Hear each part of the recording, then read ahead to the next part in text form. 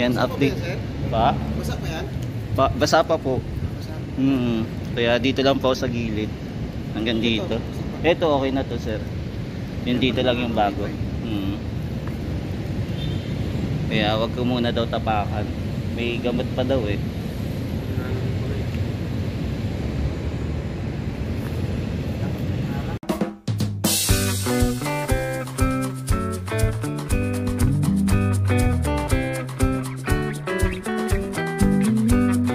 Tayo ngayong gabing ito. So etong gabi lang tayo nakapag-update dahil may pasok, pero bukas dahil wala pong pasok at Sunday, babalik tayo dito para mag-update ng morning. Yan, so samahan nyo po ulit si JR Doria TV na mag-ikot-ikot dito sa Plaza Mexico ngayong araw ng January 11. So 11 na po ngayon, Saturday 2025. So tara, simulan na natin yung pag-update dito kahit na madilim at medyo malabo po. Yan, so mapapansin natin nag-extend na po pala yung pagbuhos ng semento dito at nalagyan na rin po ng red flooring. So ito na finish touch na po agad itong flooring dito. So bukas ipapakita ko sa inyo bukas na mas malinaw ha. Medyo madilim po kasi, medyo madilim. Kaya eto yung kaganapan ngayon. So hindi ko pa po pwedeng tapakan kasi meron pa po itong gamot na nakalagay. So dito lang po muna magbibideo sa taas. Yan po, madilim lang po So pagtiyagaan nyo na lang po muna para makita natin ngayong gabing ito.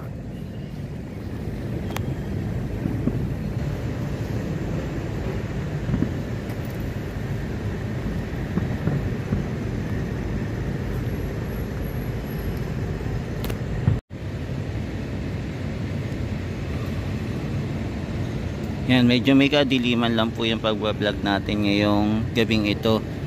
Ngayong araw ng January 11. So hanggang dito po yung nabuhusan nila, no?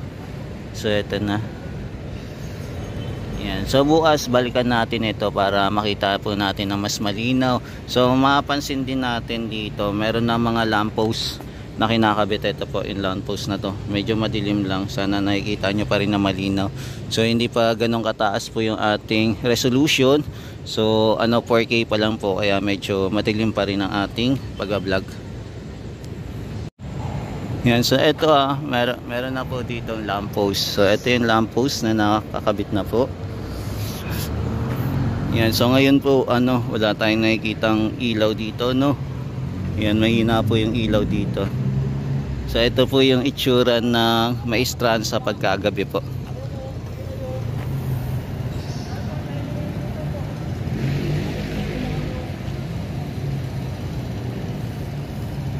Yan, so mag-quick update lang tayo dito sa area para masilip lang natin, no, kung ano meron dito sa Plaza Mexico. Yan, so ito naman yung mga nasementohan na po. So ito, nasementohan na itong lugar na to.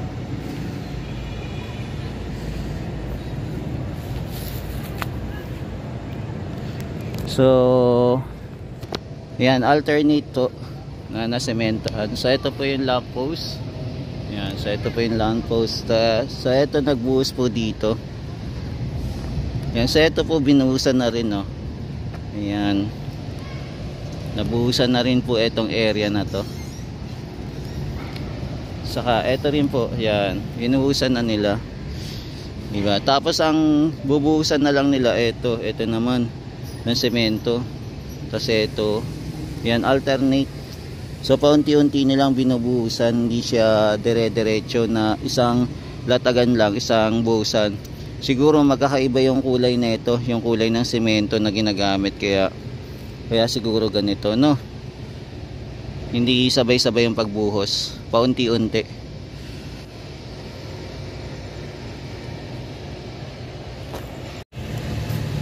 Yan, so nag-ikot-ikot pa rin muna tayo dito sa Plaza Mexico.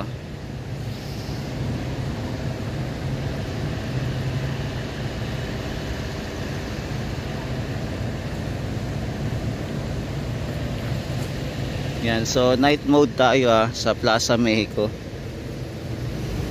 Panggabing update.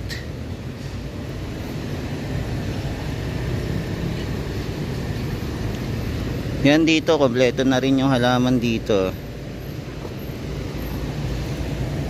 Yan, nalagyan na rin dito. Yan, bukas na lang balik tayo, medyo maaga-aga.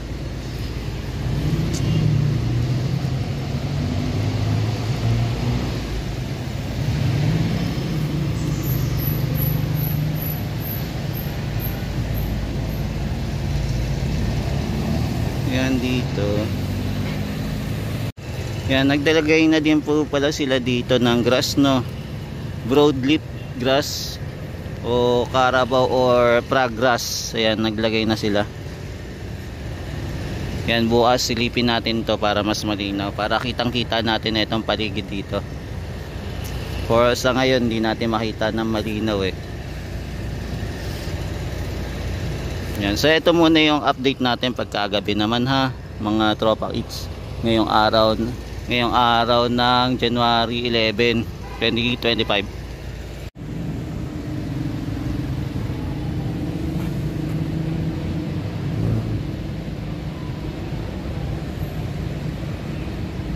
Yan, so ito muna yung latest update natin dito sa Plaza Mexico. Yan, balikan na lang natin to bukas, no? Tingnan natin para mas malinaw bukas, para kitang kita natin yung ganda ng paligid pagka umaga. Tapos ito pala inaayos din, ano kaya ilalagay dito? So may mga wiring din dito, medyo malalim yung pagkahukay nya. Tapos din dito, kaya lang may tubig.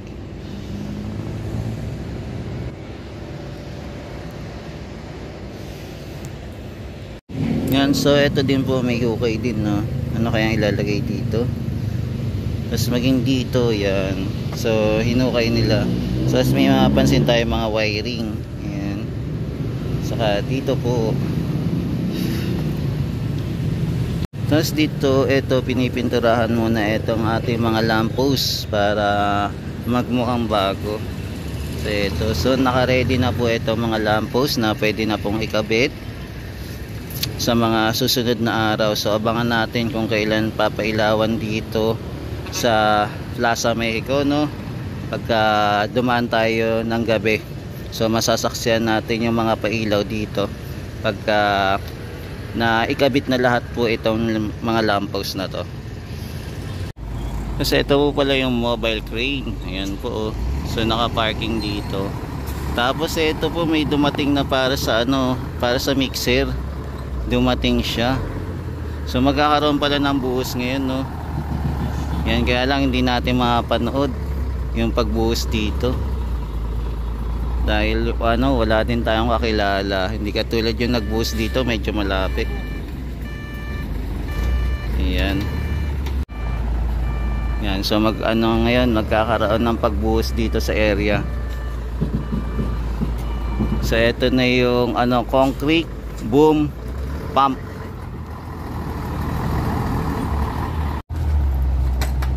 Yan, dumating na po. Ayan na siya.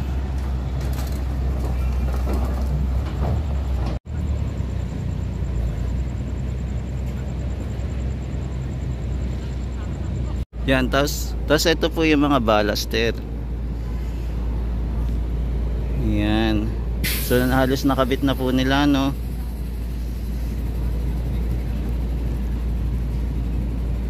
Tapos nandito na po yung pangharang ata, yung sa gate. Yan, so ito po yung ganap ngayon dito. Yan, di pa tayo masyadong makapasok. Hanggang dito lang muna kasi wala tayong kakilala din na engineer na pwedeng mag-assist sa atin kung pwede tayo mag live update dito sa area. So hanggang dito lang po muna tayo. Kailangan pa tayong humingi ng permiso para makapag vlog tayo dito sa area. So hanggang dito lang muna tayo.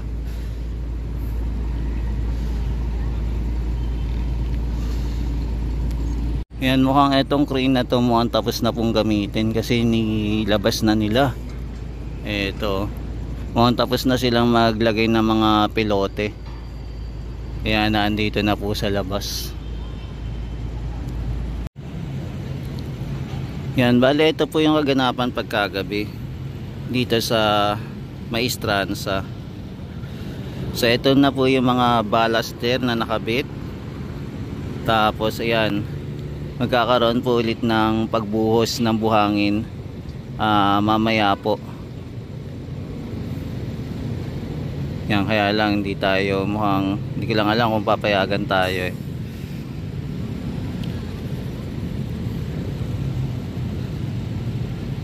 Yan, so ito yung ganap ngayong araw ng January 11, 2025. So ito yung kaganapan dito sa Maestranza.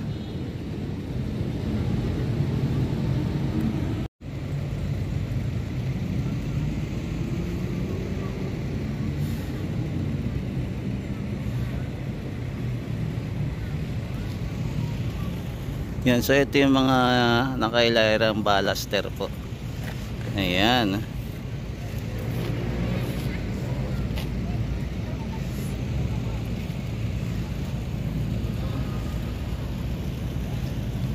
So medyo malayo na rin po pala na ilagay na ballaster dito, di ba?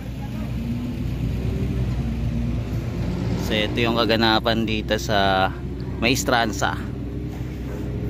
Yan, gabi na po ngayon, kaya ito nag-update lang po muna tayo dito sa area.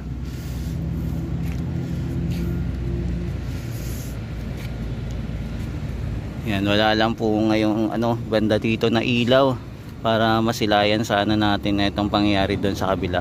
Ayan, so nag-aayos na sila. So nandito na po yung concrete boom pump. Ayan, para mamaya magbuhos ng semento doon sa area, doon sa pinakaunahan.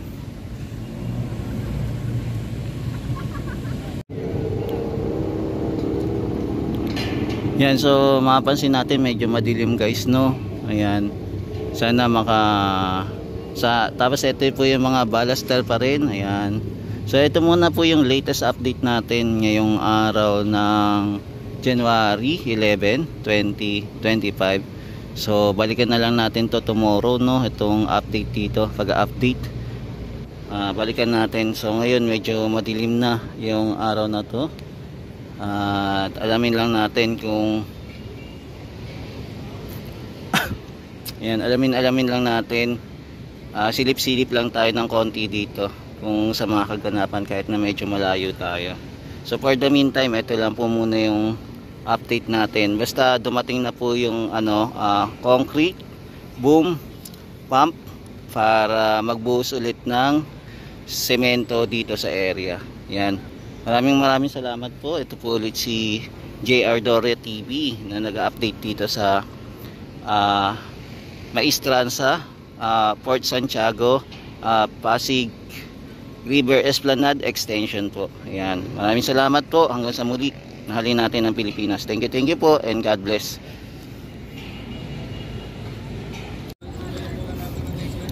Yan, ikot-ikot muna tayo sa Phase 1C. So silip lang po muna tayo ng mga kaganapan dito. So ito na po yung tsura ng Phase 1C. So ito mga shop na po to, wala na pong nagtitinda. So totally parang na-wipe out na po siya. Ayan, wala na po nagtitinda. So i-renovate po kasi ito eh. Yan, i-renovate po ulit mga kababayan.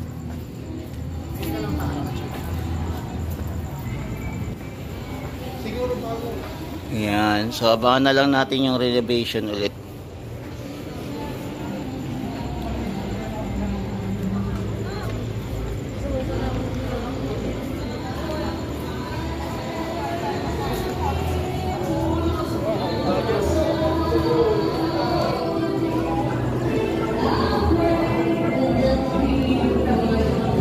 So kahit paano marami pa rin po namamasyal dito, no? Tapos meron din po kumakanta.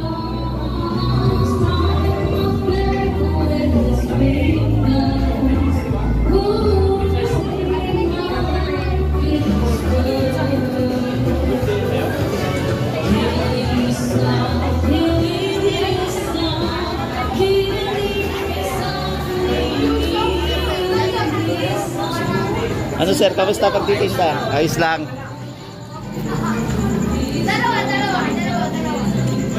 Yan.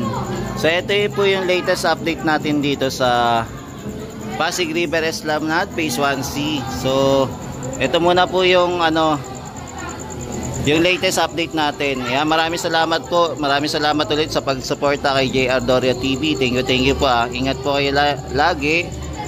At magandang gabi po sa inyong lahat. Yan, God bless po. Ingat po kayo. Mula Luzon, Visayas at Mindanao, maging sa ibang bansa. Ayan. Pagpalain po kayo na may kapal. Mahalin natin ang Pilipinas. Thank you po.